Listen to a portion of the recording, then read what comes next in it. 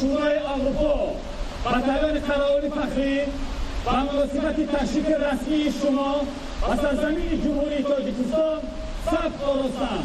کماندیر باتالون فخری و پالتونیک اوفیزاده.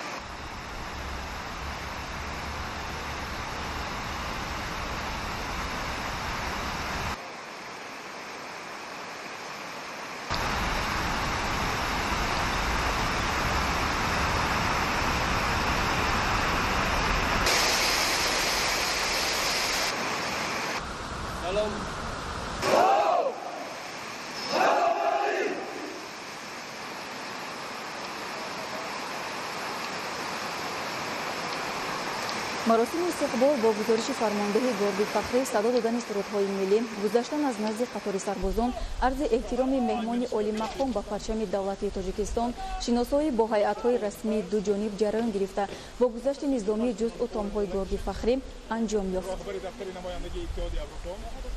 راهبری دفتر پرزیدنت شورای اروپا